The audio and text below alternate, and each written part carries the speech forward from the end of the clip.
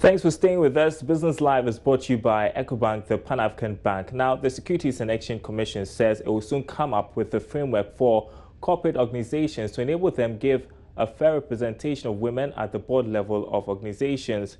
This follows a report by the International Finance Corporation and the University of Ghana Business School indicating that 1 in every 4 board members in Ghana is a woman. There is more in this report. Gender equity in Ghana's corporate environment has persistently been a challenge and for which so much lip service has been paid to. Some industry players in the corporate setting have reacted to a joint report by the University of Ghana Business School and the International Finance Corporation, IFC, which showed that only 25% of women are on boards in Ghana. This very report has issued specific recommendations, some of which has been the need for there to be specific guidelines as well as policy implementation to ensure equity in our various boardrooms here in Ghana. We get to speak to some of the stakeholders of this report as well on the issues raised and the concerns raised as we explore the various angles, solutions based on gender equity in our Ghanaian economic sector. Reacting to this report, Director General of the Securities and Exchange Commission, SEC, Reverend Ogbamitete, says it's high time the capital market regulator implements some rules which will ensure a balanced representation of women on boards of all business firms in the country. We as the SEC, we have already issued draft guidelines to the listed companies on corporate governance because we want them to embrace best practices where corporate governance is concerned. I think because we haven't finalized it, this idea of gender diversity can also feature in the provisions in it, and I want to believe that it will be well received, and then once it's finalized and issued as regulations, then it means that we expect compliance from the various market operators. But I think it's good for the discussion to be ongoing and for people to realize that gender diversity will be a plus. Meanwhile, former CEO of the Chamber of Mines, Dr. Joyce Aye, is confident the Ghana Beyond Aid agenda will only be achieved if the private sector is able to bridge the gender gap in the corporate world. Dr. Joyce Aye cautioned that the country risks losing a chunk of skilled human resource base should the gender gap in the corporate world continue to widen. It is a shared responsibility. It is something that the whole nation has to embrace and work with. What I like about the report is that it makes economic sense, because a lot of times people are saying, why should we do it when productivity is not going to increase, when people are not going to do well, and so on. But now it makes economic sense. It was found in the report that boards on which women sat showed much more productivity than not. So it's important for us to see this. Among recommendations made, the report calls for policymakers and regulators to develop policies that encourage young women to serve on various boards. Ghana has become the first African country to adopt the Star Phone Service application. The app was launched by the developers One Smart Star in collaboration with MTN Ghana. It integrates all available communication channels of an organization in one interface for easy communication with customers. Speaking at the launch, CEO for One Smart Star Ghana, David Susan, said the app will go a long way to improve the company's access to clients. Through the Star Phone app, organizations are ascribed an easy-to-remember 4-digit number with a star symbol. The unique number allows customers to get access to all multiple communication channels of an organization. David Susan is the co-founder and CEO of One Smart Star. Today, if you're looking for a bank, you're looking for information, what are you doing? You're going to Google, you're doing a search, and you cannot find, you find a lot of information, but you just need to contact. We do the interface for all the contacts between the end user and the company. So we organize that all the companies in the market will be inside. You can search by the name, or if you remember their star number or the telephone number, once you dial it, pop up the landing page, and from there, all what you need. You can call to any department, again, email, website, social media, all what you need, even to fill up, even to see a menu of the restaurant. All the company's information can be inside the landing page. On his part, CEO of the local subsidiary Smart Ghana, Cornelius Kakraba, said the app will also enhance advertisements by businesses. When we calibrate a number for you, that number can align with your brand name insofar as it's within 4 digits. That makes advertising very, very easy to recall. Number 2, you get to see or you get to receive a lot more calls into your organization because it's much easier to remember a 4-digit number than a 10-digit number. 3, we provide a unique customer experience, digital experience for the customer. In other words, when I go to a customer star phone profile, I have not only the options to call, but I have the option to interact with the brand using all available channels. According to the acting manager for MTN Ghana, the partnership is part of commitments to deliver improved services to customers. We are a technology-driven organization and we support and partner such organizations in delivering services to our customers to make their life a lot easier. It's part of the enabling infrastructure. So it's a platform on which you can build a lot more services to make our customers' life easier, so digitally enabling them. One Smart Star operates in about 80 countries already, with Ghana being the first in Africa. Sheila Tamaklo for Joy Business. Well, still at that same event, the Ministry of Communication has been reiterating its commitment to championing a digital economy. Let's hear now from the Deputy Minister of Communication, Vincent Odotai. In our quest to be one of the fastest growing economies in the world, we recognize that one of the latest great reforms is to boost digital transformation. As a result, and in this direction, this government has proven its dedication to the digitalization of the Ghanaian economy through the implementation of the paperless post system, the digital address system, e-health, e-immigration, e-education, mobile money interoperability, among others. There is more to be done, we agree, and the government will continue to develop the robust and reliable ICT infrastructure across the length and breadth of Ghana, on which these applications will run and provide a necessary enabling environment for investment to thrive. In other news tonight, research scientists at the Center for Scientific and Industrial Research's Water Institute, Patrick Amankwa, is advocating a percentage of oil and gas revenue to fund water research in the country.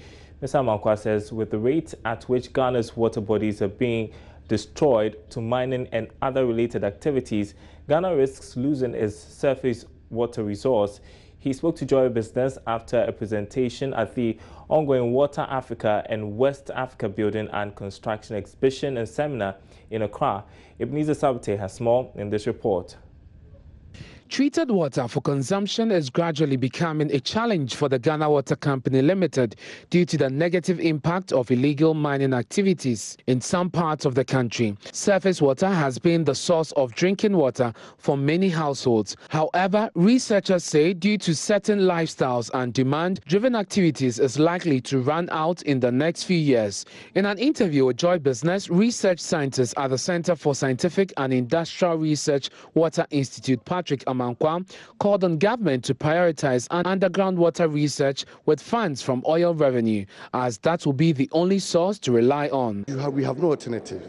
And I'm not going to specifically say 1% or 2%, but even if it's 1%, and it can guarantee the institution to do research, comprehensive research, and have a whole country mapped in terms of where the water is, what depth can we get the water. And that will also save us cost of repeating every year going to search for, because we have to do the research, drill and plot and say like this is the background information. Therefore, if you are going to this place, this is how you plan. Okay, because once we develop as a nation, we're able to channel our priorities. Water is life. The 3 northern regions stay half of the year without rain. And the only way they can drink is underground water. But we have not researched much into it. All the things that I did came as piece and pieces from projects. But there should be a national policy on the groundwater development agenda. The Water Africa and West Africa Building and Construction Exhibition and Seminar is aimed at looking out for ways to address the challenges in water supply for rural Africa. Tracy Nolanshaw is the organizer of the event. Basically an exhibition for international companies as well as local companies to display their goods. Alongside of that, we actually have a free seminar program, and that's the educational side. And this is to get engineers, architects, the public to actually discuss the masses of the day in sanitation and water and construction. Today we've actually had the Water Seminar Day, which, as you can see, has been very busy. We've had over 250 people in there. It is free of charge. There are more than 25 companies participating in this year's event, which also seeks to shape a policy direction in the water generation, supply and distribution channels. Ebenezer Sabotes reports for Joy Business. Ghana cedi and government's bonds could be under pressure again. It follows a marginal increase in the U.S. Central Bank interest rate by almost 2%. The following report captures why some economists and analysts are expressing these concerns. Foreign investors have always been heavy participants in bonds floated by government because of the rates offered. For instance, compared to about 1% previously offered on U.S. bonds and the about 9 to 15% on Ghana bonds, obviously, any rational investor would want to turn to Ghana bonds. However, current developments in the U.S., which has resulted in interest rates going up, some of these investors have started revising their notes by moving back to U.S. market, which is seen as more secured. This has resulted in some of these foreign investors getting out of Ghana's bonds and demanding they are used in purchasing these bonds, thereby putting some pressure on the cedi. This development that was confirmed by the Bank of Ghana was believed to be one of the major reasons for the cedi's depreciation. Already the impact was felt on the recent 10-year bond raised, which was below what was targeted. Analysts say if not checked, it could have some serious implications on government's finances as well.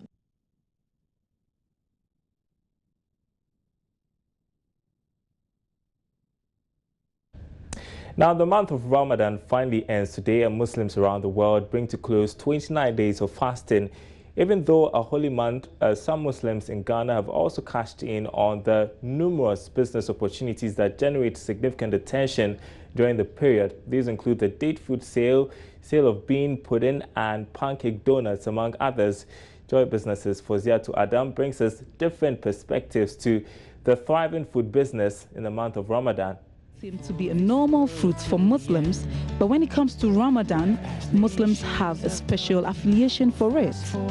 The date palm is the oldest known cultivated tree, and it's appreciated for the many blessings it bestows on people across the world. The blessings for dates is linked to Maryam, the mother of Jesus, and the fact that she was directed to take dates to ease a pain during pregnancy. Sister Amina is a date seller, and she tells us about the business during Ramadan. Date business in the month of Ramadan is good. Goods we stock in the first 10, second and third 10 days are good. But this year's goods are expensive. Dates that we buy a sack for 700 Ghana cedis has increased to 900 Ghana cedis. From Niger to this place, we buy it for 900 Ghana cedis. Even some go for 1,000 Ghana cedis. Selling dates in the month of Ramadan is very good. We wish Ramadan doesn't end because we cash in a lot.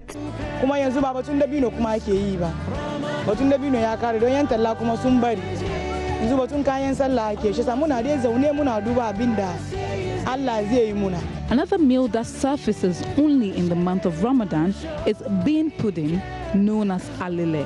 Alele is a mixture of washed and peeled beans, onions and fresh ground pepper, which is rich in protein. In small tin wrapped in a sack, the alele is ready for sale. Auntie Kande is a tuwo seller but sells bean pudding only in the month of Ramadan because of the demand.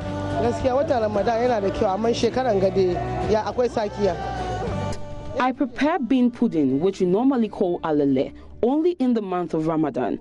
I sell tuozafi on normal days, but prepare alele to complement my tuozafi. We have 3 cedis and 5 cedis.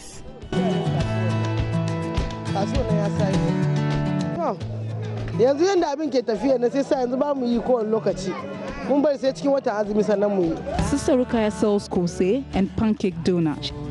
Creator, from him shines all light. She tells me how she adjusts during Ramadan to cash in. Normal days in the morning after work. On normal days, we start selling kose and pancake donuts at 9 a.m. and close at 2:30 p.m. But in the month of Ramadan, when we start at 9 a.m., we are done by 6 p.m. because of the demand.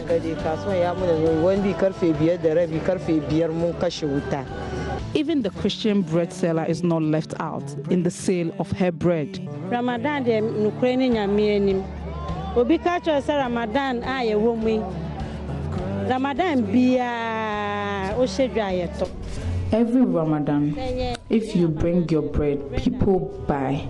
We stock more in the month of Ramadan than the normal days. In Ramadan, I bring 50 to 60 pieces of bread and it gets finished.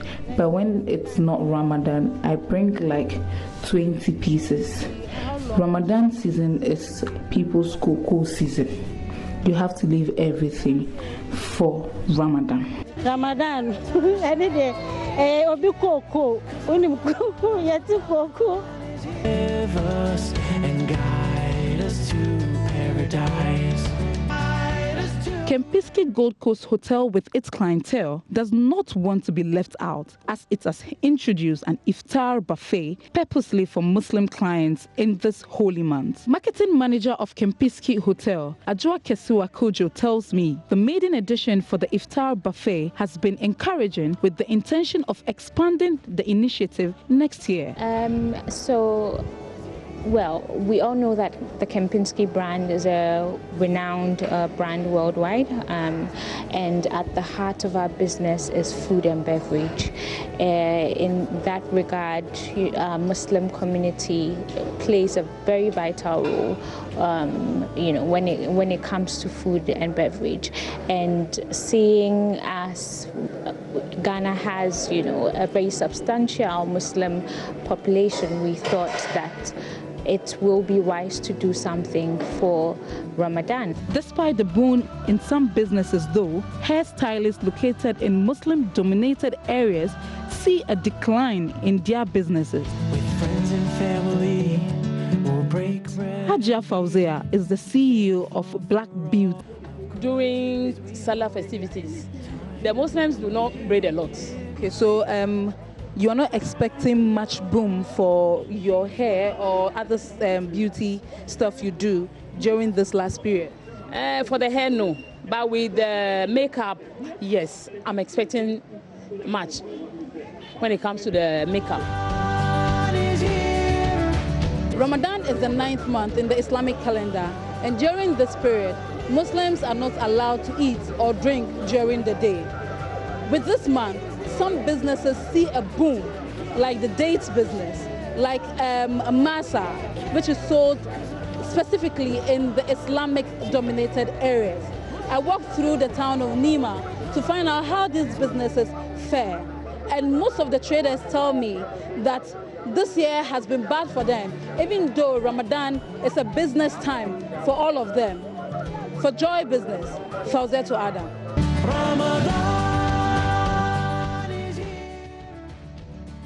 Well, a happy Eid to all our Muslim friends. You're still watching Business Live. As we conclude tonight, we want to bring you our interview of the day.